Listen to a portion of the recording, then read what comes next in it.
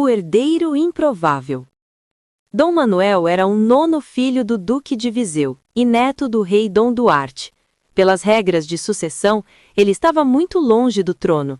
No entanto, uma série de mortes trágicas e assassinatos políticos na família real fizeram com que a coroa caísse no seu colo em 1495. Ele acreditava piamente que sua ascensão era um sinal divino. Isso gerou nele uma autoconfiança absurda, achando que Deus o tinha escolhido para unir o mundo sob a bandeira de Portugal e da cristandade. O massacre da família de Manuel. Antes de Manuel ser rei, o trono era ocupado por seu primo e cunhado, Dom João II, conhecido como o Príncipe Perfeito. Dom João II era um monarca implacável que queria centralizar o poder e esmagar a alta nobreza que era liderada pela família de Manuel, a Casa de Bragança e Viseu. O irmão de Manuel. O irmão mais velho de Manuel, o Duque de Viseu, foi acusado de conspiração contra o rei. O próprio rei Dom João II o esfaqueou até a morte em 1484. O cunhado de Manuel. O Duque de Bragança, outro parente próximo, foi executado por traição. A sobrevivência. Manuel, na época um jovem adolescente, foi o único poupado. O rei Dom João II o manteve por perto, quase como um refém de luxo ou protegido, para garantir que a linhagem de Viseu não se rebelasse novamente. A tragédia de Santarém, a queda do herdeiro. Dom João II tinha um filho legítimo, o príncipe Afonso, que era o herdeiro direto e muito amado. Em 1491, durante uma corrida de cavalos às margens do rio Tejo, em Santarém, o jovem Afonso sofreu uma queda fatal. A morte do príncipe mergulhou Portugal em luto e deixou o rei sem um herdeiro legítimo direto. Dom João II tentou desesperadamente legitimar seu filho bastardo, Jorge de Lencastre, para que ele herdasse o trono, mas a Igreja e a rainha Dona Leonor, irmã de Manuel, se opuseram fortemente. O testamento polêmico. Com a saúde debilitada por problemas renais, hidropesia, Dom João II teve que ceder. No seu testamento, ele nomeou Manuel, seu cunhado e primo, como o herdeiro do trono. Isso foi uma ironia histórica. O homem que viu o rei matar seu próprio irmão agora herdaria a coroa das mãos desse mesmo rei. Dom João II morreu em 1495 e Manuel foi aclamado em Alcochete aos 26 anos. O messianismo manuelino. Por causa dessa sucessão de eventos quase impossíveis, a morte do príncipe herdeiro e o fato de ele ter sobrevivido ao expurgo de sua própria família, Manuel desenvolveu uma convicção mística. Ele acreditava que Deus o havia escolhido pessoalmente para o trono. Ele adotou a esfera armilar como seu símbolo pessoal, aquela que está na bandeira do Brasil e de Portugal até hoje, representando o mundo que ele, por vontade divina, deveria governar e evangelizar. O legado de Dom João II nas mãos de Manuel. Embora Manuel tenha herdado o trono por acaso, ele herdou também o projeto de expansão marítima que Dom João II havia planejado meticulosamente. João II preparou as frotas, estudou os mapas e negociou o Tratado de Tordesilhas. Manuel I teve a ventura, daí o apelido o Venturoso, de colher os frutos. A chegada de Vasco da Gama à Índia e de Cabral ao Brasil aconteceram logo nos primeiros anos de seu reinado. É fascinante pensar que, se o cavalo do príncipe Afonso não tivesse tropeçado em 1491, Manuel provavelmente teria sido apenas mais um nobre na corte, e talvez a história das grandes navegações tivesse um rumo completamente diferente. A relação de Dom Manuel I com sua irmã, a rainha Dona Leonor, foi um dos pilares mais sólidos do seu reinado. Além disso, a vida amorosa de Manuel foi uma verdadeira peça de xadrez político, com 3 casamentos que tentavam selar o destino de toda a Península Ibérica. Aqui estão os detalhes dessa dinâmica familiar e os bastidores de suas uniões. 1. A irmã protetora, Rainha Dona Leonor. Leonor de Viseu não era apenas a irmã de Manuel, ela era a viúva do rei anterior, Dom João II. Foi ela a grande responsável por Manuel ter chegado ao trono. Poder nos bastidores. Quando o filho de Leonor, o príncipe Afonso, morreu, ela bateu o pé contra o marido, Dom João II, que queria deixar o trono para um filho bastardo. Ela insistiu que o herdeiro legítimo era seu irmão, Manuel. A conselheira. Durante o reinado de Manuel, Leonor foi uma figura de enorme prestígio. Ela era riquíssima e fundou a Santa Casa da Misericórdia, uma das instituições mais importantes de Portugal até hoje. Lealdade. Manuel confiava nela cegamente. Enquanto ele cuidava das frotas e das conquistas, ela cuidava do amparo social e da estabilidade interna da corte. 2. Os 3 casamentos e o plano de união com a Espanha. Manuel I usou seus casamentos para tentar realizar o sonho da União Ibérica, Portugal e Espanha sobre uma só coroa. Para isso, ele casou-se sucessivamente com 3 mulheres da mesma família espanhola. Primeiro casamento, Isabel de Aragão, 1497. Quem era? A filha mais velha dos reis católicos, Fernando e Isabel, e viúva do falecido príncipe Afonso. O drama. Isabel era profundamente religiosa e melancólica. Ela exigiu que Manuel expulsasse os judeus de Portugal como condição para o casamento. Fim trágico. Ela morreu durante o parto do filho deles, Miguel da Paz.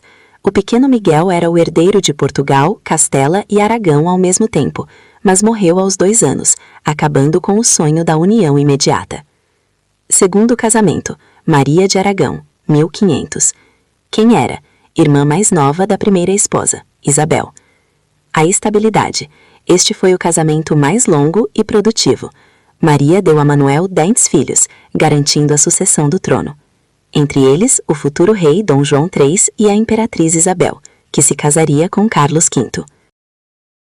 O papel. Maria era uma rainha discreta, focada na educação dos filhos e no apoio às causas religiosas, morrendo em 1517. Terceiro casamento. Leonor de Áustria, 1518. Quem era? Sobrinha das 2 primeiras esposas, filha de Joana, a Louca, e irmã do imperador Carlos V. O escândalo. Na época, o casamento causou falatório porque Leonor era muito mais jovem, tinha cerca de 20 anos, enquanto Manuel já passava dos 50, e originalmente ela estava prometida ao filho de Manuel, o futuro Dom João III. O rei furou a fila e casou-se com a noiva do próprio filho. Fim. Eles tiveram 2 filhos, mas Manuel morreu apenas 3 anos depois de se casarem. Curiosidade. O luto de Dom Manuel. Apesar de ser um rei focado em estratégia, Manuel sentia profundamente as perdas. Quando sua primeira esposa, Isabel, morreu, ele ficou tão abalado que se isolou por dias, vestindo-se apenas de preto, algo que contrastava com seu gosto habitual por roupas luxuosas e coloridas vindas do Oriente. Essa rede de casamentos e a aliança com a irmã Leonor mostram que por trás das grandes caravelas e do ouro havia uma família que tentava a todo custo se manter no topo do mundo conhecido. Dom Manuel I teve uma prole numerosa, fruto principalmente de seu segundo casamento com Maria de Aragão. Esses filhos não foram apenas herdeiros, mas peças fundamentais na consolidação do Império Ultramarino e na cultura do século XVI. Aqui estão os nomes que mais se destacaram na história. 1. Dom João I, o Piedoso. Foi o sucessor direto de Manuel I. Foi sob o seu reinado que o Brasil começou a ser efetivamente colonizado com a criação das capitanias hereditárias em 1534. Perfil. Diferente do pai, era mais focado na administração interna e na religião. Legado no Brasil. Enviou os primeiros jesuítas, como Tomé de Souza e Padre Manuel da Nóbrega, para o território brasileiro. 2. Infanta Isabel de Portugal. Considerada uma das mulheres mais belas e inteligentes da sua época. O grande casamento. Casou-se com seu primo, o imperador Carlos V, o homem mais poderoso da Europa na época. Curiosidade: ela serviu como regente da Espanha por vários anos enquanto o marido viajava em guerras, governando com uma habilidade política impressionante. O famoso quadro de Tiziano retrata sua beleza clássica. 3. Infante Dom Luís, Duque de Beja. Foi o filho intelectual e militar. Nunca se casou oficialmente, mas teve um filho natural, Dom Antônio, prior do Crato, que anos mais tarde tentaria, sem sucesso, impedir que o trono de Portugal caísse nas mãos dos espanhóis. Dom Luís era muito próximo do poeta Luís de Camões e participou de conquistas importantes no norte da África. Infante Dom Henrique, o cardeal-rei. Henrique seguiu a carreira eclesiástica, tornando-se cardeal e inquisidor-geral de Portugal. O destino irônico. Décadas depois, após a morte do jovem rei Dom Sebastião, seu sobrinho neto, na Batalha de Alcácer Quibir, o já idoso Henrique teve que assumir o trono como rei. Como era padre e não tinha filhos, sua morte em 1580 abriu caminho para a União Ibérica, quando o rei da Espanha assumiu Portugal. Infanta Dona Maria, duquesa de Viseu. Filha do terceiro casamento de Manuel I, com Leonor de Áustria. Ela foi uma das mulheres mais ricas da Europa e uma grande mecenas das artes e das letras. Ela nunca se casou e dedicou sua fortuna a obras de caridade e ao sustento de intelectuais, mantendo uma corte própria de grande influência cultural em Lisboa. O pequeno Miguel da Paz. Este foi o filho do primeiro casamento, com Isabel de Aragão. Embora tenha morrido com apenas 2 anos, ele foi, por um breve momento, o herdeiro de quase todo o mundo conhecido, Portugal, Castela e Aragão. Sua morte foi o maior golpe nos planos de Dom Manuel I de unificar a Península Ibérica pacificamente. É fascinante como a árvore genealógica de Dom Manuel I se espalhou por todas as cortes da Europa, influenciando desde a religião até a economia do açúcar que começava a florescer no Brasil. A morte de Dom Manuel I, em dezembro de 1521, marcou o fim de uma era de ouro para Portugal. O monarca, que se via como um escolhido de Deus para unir os mundos, foi derrubado por uma força que nem todo o ouro das Índias podia combater: a peste. Aqui estão os detalhes dos seus últimos dias e o impacto de sua partida. O cenário: Lisboa sob a peste. No final de 1521, uma epidemia, provavelmente a peste bubônica ou uma forte gripe epidêmica, assolava Lisboa. O rei, que estava com 52 anos, uma idade avançada para a época, começou a sentir os sintomas enquanto estava no Paço da Ribeira, o suntuoso palácio que ele mesmo construiu à beira do rio Tejo para observar a chegada das suas caravelas. Os últimos momentos, dezembro de 1521. A febre. Dom Manuel foi atingido por uma febre altíssima que o debilitou rapidamente. O testamento. Mesmo doente, ele se manteve lúcido o suficiente para organizar a sucessão. Ele convocou seus conselheiros e o seu filho mais velho, o futuro Dom João III, para garantir que o império que ele expandiu não entrasse em colapso. A despedida. O venturoso morreu na noite de 13 de dezembro de 1521. Dizem as crônicas da época que a cidade de Lisboa ficou em um silêncio absoluto, quebrado apenas pelos sinos das igrejas, pois o povo via nele o símbolo da prosperidade nacional. O enterro e o descanso final. Dom Manuel I foi inicialmente enterrado na igreja de Belém, mas o seu corpo foi posteriormente trasladado para um magnífico mosteiro dos Jerônimos, em Lisboa. O simbolismo. Ele repousa em um túmulo de mármore sustentado por elefantes de pedra, uma referência direta às suas conquistas no Oriente e ao exotismo que ele tanto amava exibir. Seu túmulo fica ao lado de sua segunda esposa, Maria de Aragão. O legado imediato. A morte de Manuel I deixou um vácuo de poder e uma herança colossal, um império global. Portugal controlava rotas do Brasil à China, uma corte riquíssima.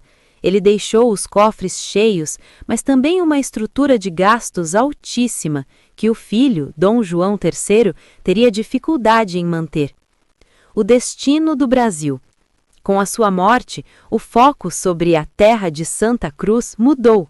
Manuel a via como um ponto estratégico. Seu filho, João III, seria quem decidiria que era hora de colonizar de fato para não perder o território para os franceses. Curiosidade: a profecia de sua morte.